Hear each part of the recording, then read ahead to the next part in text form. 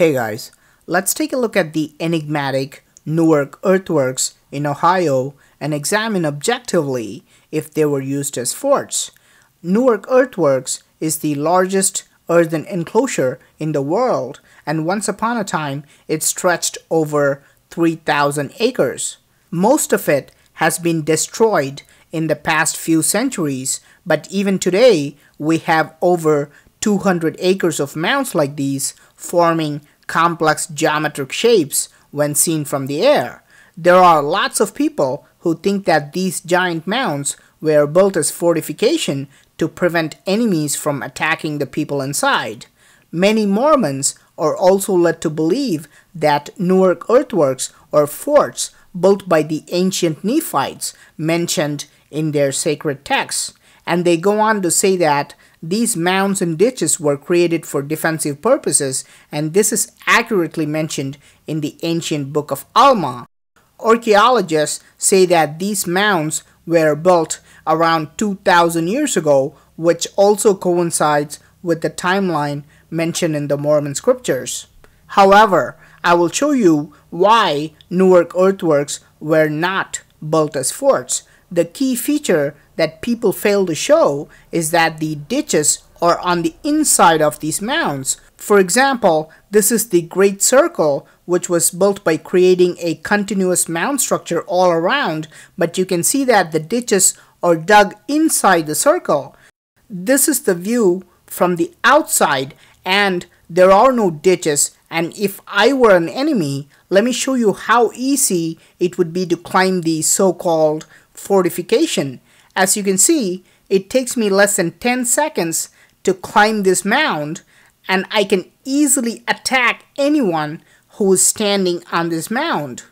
If I just hit him with a spear or even just push him, he is gonna fall into this giant ditch on the other side. There is no way he can avoid that, and we can easily understand that the enemy can literally gain high ground in a matter of seconds, and he is not only on a higher altitude than people in the ditches, but also the people inside the so-called fort. The idea of gaining high grounds is extremely important, and once you reach the top of the mound, you can attack the people inside because it's a plain field after the ditch and no other constructions were made. This is true even in modern warfare because the forces holding the higher altitude will almost always win, and hence air power is the most preferred military strategy today. If the mound builders wanted to create a fort, it makes a lot of sense to build these ditches outside the mounds. In fact, the practice of creating huge ditches and moats outside forts can be seen all around the world because it is a very effective way to protect the people. The ditches inside make the whole concept of a fort pointless because it actually puts the people inside at a higher risk. They would be trapped inside because of these ditches and would become easy targets for the enemies. Archaeologists and historians today agree that none of the ancient earthworks in Newark were built as forts. This is also true for another site called Fort Ancient, which is about 100 miles from Newark. There too, the ditches are inside, and archaeologists now say the name Fort Ancient is a misnomer because it is not a fort. I have personally visited a dozen different mound sites, and I have not seen ditches outside the mounds anywhere, so there is no way that these mounds were built as forts.